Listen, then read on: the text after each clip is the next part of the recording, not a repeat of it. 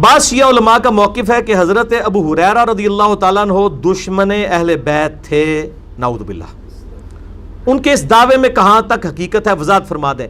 ان کے دعوے میں کوئی حقیقت نہیں ہے، یہ اسی طرح کے دعوے ہیں جس طرح سنی علماء شیعہ کے بارے میں کلیم کر دیتے ہیں، اسی طرح کے ظاہر ہے کہ ان کے علماء اہل سنت کے بارے میں یہ دعوے کلیم کر دیتے ہیں، چند ایک سطحی باتیں سن کے تو ایک رائے قائم کر دیتے ہیں۔ میرا پچھلی دفعہ ایک کلپ بھی یوٹیوب کے اوپر چڑھا ہے، ابو ہریرہ رضی اللہ تعالیٰ عنہ سے زیادہ احادیث کیوں ہیں، اس کے حوالے سے میں نے کچھ ٹیکنیکل ڈسکشن کی ہیں، اور جس میں اہل تشیع کی طرف سے اعتراض تھا کہ مولا علی سے اتنی حدیثیں نہیں ہیں تو حضرت ابو ہریرہ سے کیوں ہیں۔ آج میں اس ڈیٹیل میں نہیں جاؤں گا، میں اسی ٹاپک کو ڈسکس کرتا ہوں کہ سیدنا ابو ہریرہ رضی اللہ تعالیٰ عنہ سے بڑھ کر کوئی محب اہل بیت ہے ہی نہیں تھا۔ میں اس کو ٹیکنیکلی پروف کروں گا اہل سنت کی کتابوں سے، فی البدی جتنی مجھے باتیں یاد ہیں، ظاہر ہے میں نے کوئی لکھی ہوئی چیز تو نہیں ہوتی ہے، جو میرے دماغ میں آئے گی میں انشاءاللہ اس کو ڈسکس کروں گا۔ پہلے تو میں سیدنا ابو ہریرہ کے حوالے سے ایک کلیریفیکیشن دے دوں کہ یہ بات ٹھیک ہے کہ سیدنا عمر رضی اللہ تعالیٰ عنہ نے اپنے مبارک دور میں ان پہ احادیث بیان کرنے کے اعتبار سے سختی کی ہوئی تھی، اور اس کے پیچھے یہ ریزن نہیں تھی کہ وہ حدیثیں گھڑتے تھے نعوذ باللہ، بلکہ یہ تھی کہ سیدنا عمر کا موقف یہ تھا کہ لوگوں کو قرآن کی طرف بلایا جائے، حدیثوں کو سیکنڈ پرائورٹی پہ رکھا جائے، جو میرا آج بھی موقف ہے۔ میں تو کہتا ہوں درس قرآن ہی ہونا چاہیے، ہمارا کبھی درس حدیث نہیں ہوا، درس قرآن ہوتا ہے، اس کے ذیل میں آپ حدیثیں بیان کریں، کیونکہ ہماری ٹیکسٹ بک تو قرآن ہے، حدیث تو ذیل میں بیان ہوگی۔ وَأُوحِيَ إِلَيَّ هَذَا الْقُرْآنُ لِأُنذِرَكُمْ بِهِ وَمَنْ بَلَغَ، اے نبی علیہ السلام فرما دیجئے قرآن مجھے اس لیے وحی کیا گیا اس کے ذریعے میں تمہیں بھی تبلیغ کر دوں، جس تک یہ قرآن پہنچ جائے وہ بھی اسی کے ذریعے تبلیغ کرے۔ سورۃ الانعام آیت نمبر 19 ہے یہ۔ تو سیدنا ابو ہریرہ پہ اس حوالے سے سیدنا عمر گرفت کرتے تھے، اور اس کو نیگیٹو سائڈ کے اوپر نہیں لے کے جانا چاہیے۔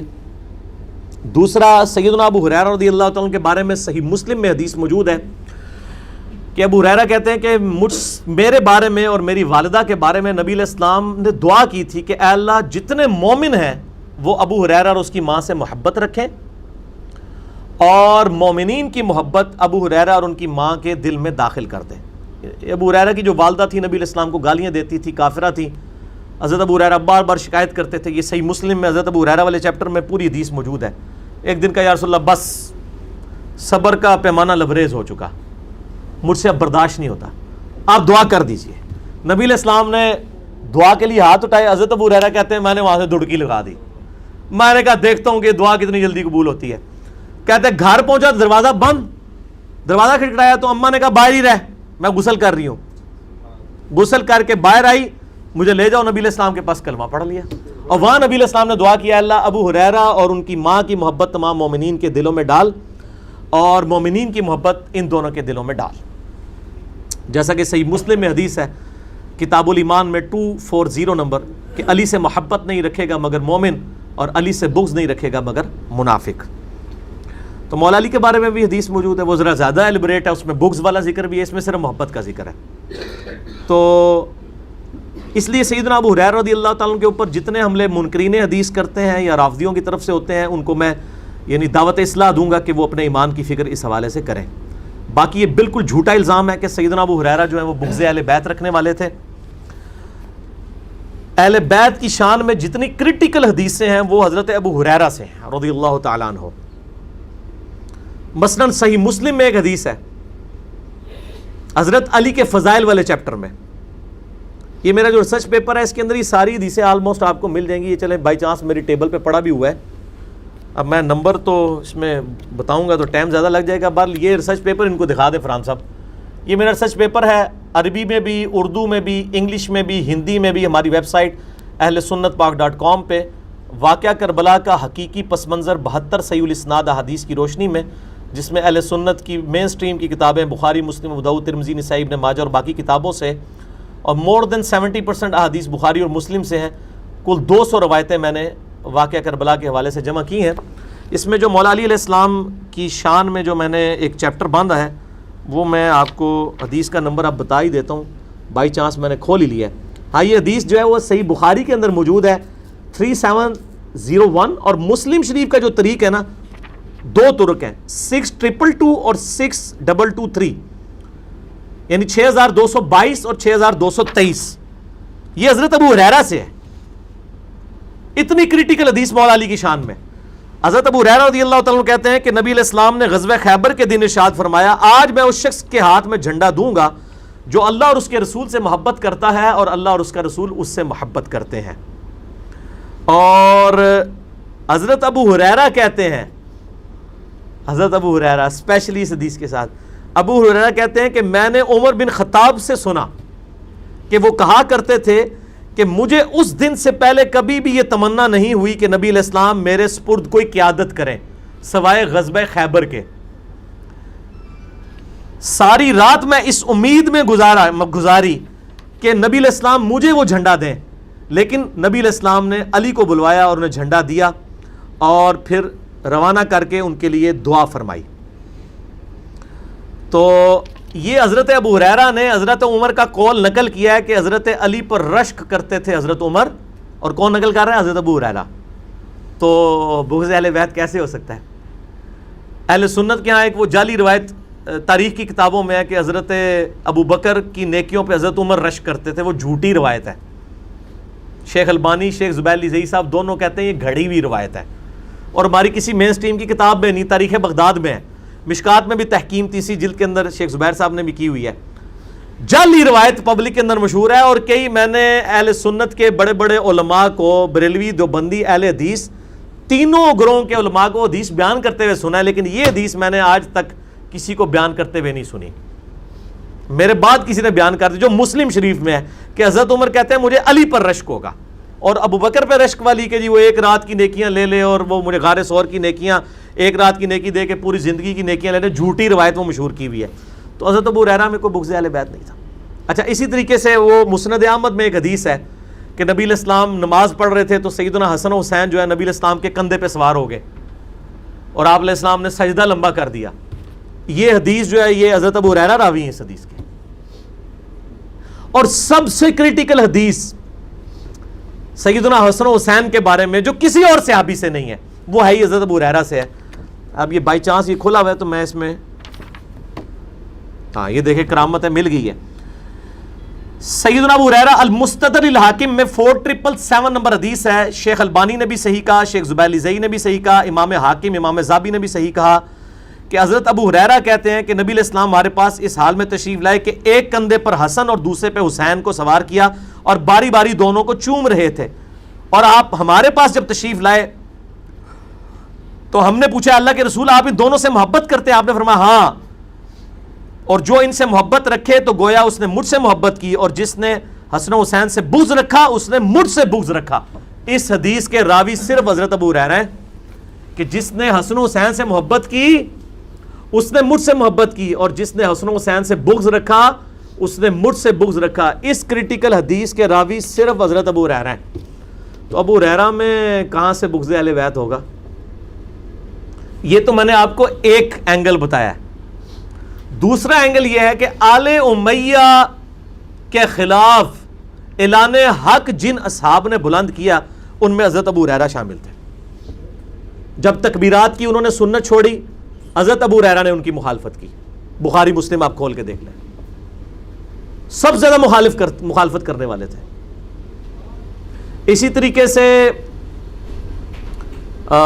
حضرت ابو ہریرہ رضی اللہ تعالیٰ عنہ، صحیح بخاری میں وہ حدیث ہے کہ میری امت کی تباہی جو ہے وہ قریش کے لونڈوں کے ہاتھ میں ہوگی، اور بنو امیہ کی طرف انہوں نے کنایا کیا۔ اور صحیح مسلم میں موجود ہے کہ حضرت ابو ہریرہ کہتے ہیں کہ نبی علیہ السلام نے فرمایا تھا کہ میری امت کا یہ قبیلہ میری امت کو تباہ و برباد کر دے گا۔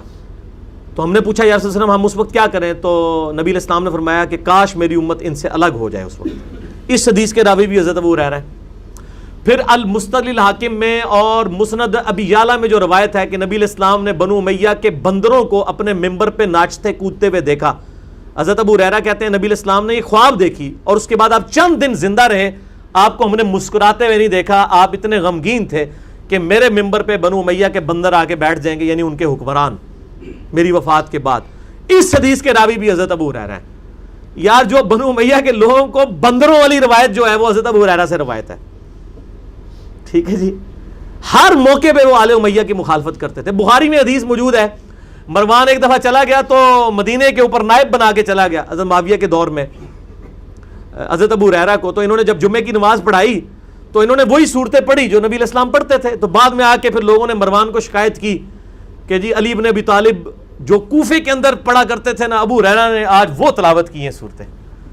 تو مروان نے بلا کے حضرت ابو ہریرہ سے کہا کہ تم نے وہ علی والی صورتیں, انہوں نے کہا علی والی نہیں ہیں, وہ نبی والی ہیں. علی جو کچھ کوفے میں جمعے کی نماز کی صورتیں پڑھاتے تھے وہ نبی علیہ السلام نے تعلیم دی تھی. تو ایک پورا چیپٹر ہے.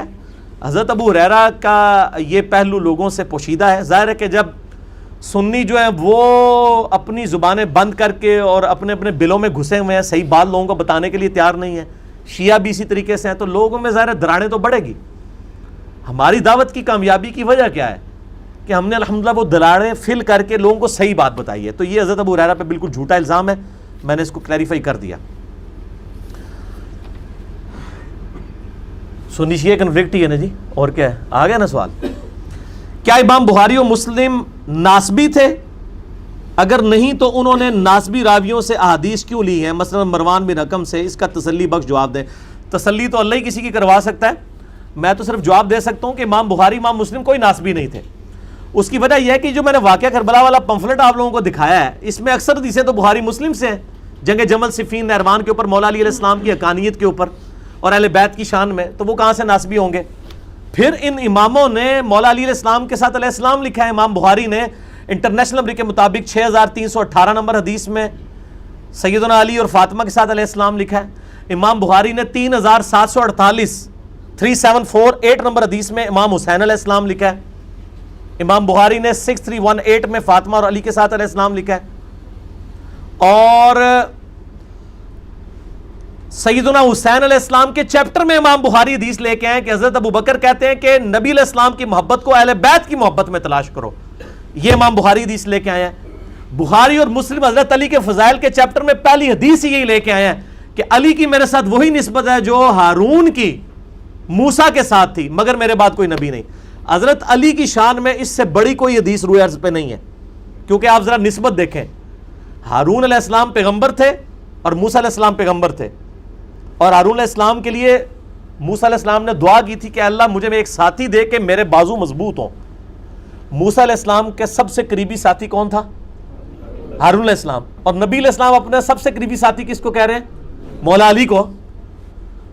یہ تھوڑی حدیث تھی, اس پہ تو سنیوں کے ہاتھ پاؤں کانپنے چاہیے تھے حدیث نقل کرتے ہوئے کہ کہیں حضرت ابو بکر نہ پیچھے چلے جائیں. لیکن حضرت امام بخاری اور امام مسلم نے یہ نہیں سوچا کہ ابو بکر عمر پیچھے چلے جائیں گے اس حدیث کی وجہ سے. حضرت علی کے چیپٹر میں پہلی حدیث یہی لے کے آئے کہ علی کی میرے ساتھ وہی نسبت ہے جو موسیٰ کی, ہارون کی موسیٰ کے ساتھ, میرے ساتھ علی کی وہی نسبت ہے, مگر میرے بعد کوئی نبی نہیں ہے. کوئی یہ نہ ہو کہ ان کے لیے نبوت کلیم کر دے. اگر امام بخاری اور امام مسلم ناسبی ہوتے تو یہ روایتیں لے کے آتے, علیہ السلام لکھتے. غدیر خم کی حدیث امام مسلم 4 طرق لے کے آئے ہیں, 6225 سے لے کے 6225 سے 6228 تک.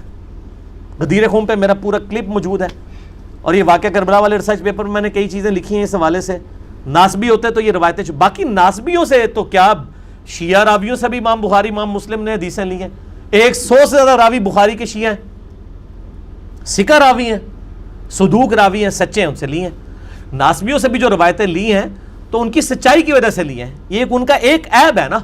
مروان بن حکم سے بھی جتنی روایتیں لی ہیں وہ مطابعت میں ہی لی ہیں, یعنی ایک ایبسولوٹلی کسی اور راوی سے لی ہے, اس کی اتباع کے اندر لے لی ہے. ورنہ اگر ناسبیت والا فتویٰ لگایا جائے تو صرف مروان تک تو نہیں جاتا.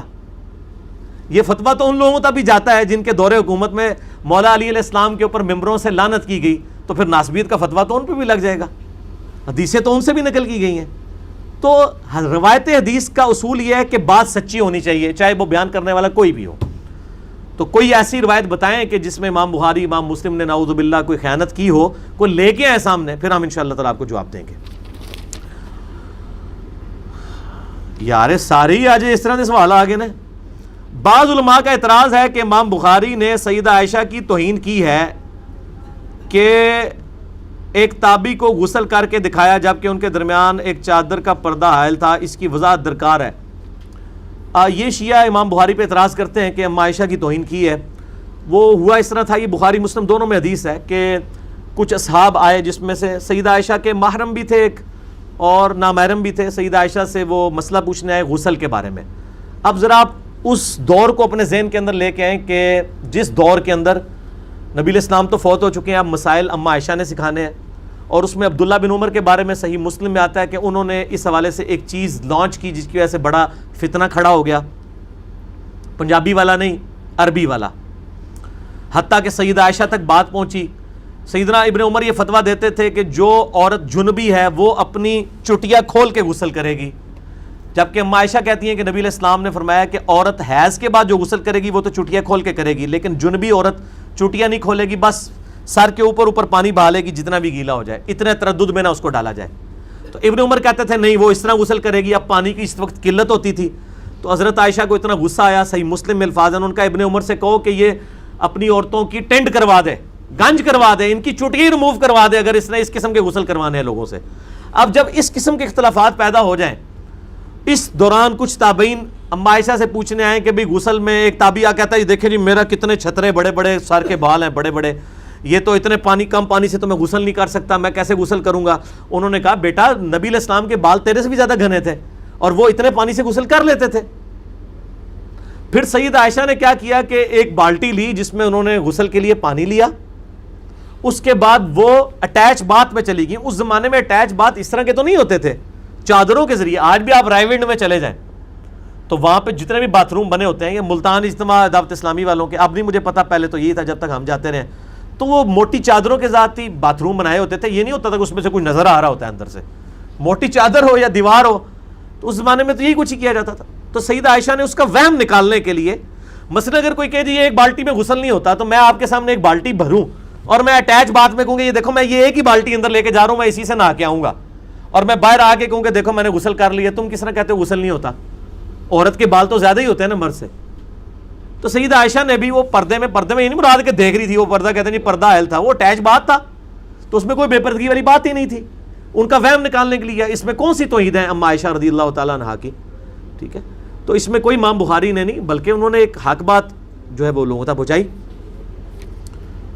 امام بخاری رحمہ اللہ نے اما عائشہ سے نقل کیا ہے کہ نبی علیہ السلام حالت حیض میں بھی اپنی بیویوں سے مباشرت کرتے تھے۔ منکرین حدیث کے اس اعتراض کا جواب مرحمت فرمائے۔ اس میں میرا آلریڈی کلپ ہے منکرین حدیث کا صحیح بخاری پہ حملہ، میں نے بتایا کہ بخاری مسلم میں موجود ہے کہ اما عائشہ نے خود کلیئر کیا ہے کہ مباشرت سے مراد انٹر کورس نہیں ہے، بلکہ بخاری مسلم کے الفاظ ہیں کہ نبی علیہ السلام نے حالت حیض میں جب اپنی بیویوں سے صحبت کرنی ہوتی تو آپ صلی اللہ علیہ وآلہ وسلم ان کو حکم دیتے کہ وہ ناف سے لے کر گھٹنے کے نیچے تک ایک مضبوط کپڑے سے اپنے آپ کو باندھ لیں، پھر باقی جسم کے ساتھ وہ ان کے ساتھ مباشرت کرتے تھے، یعنی انٹر کورس کے بغیر۔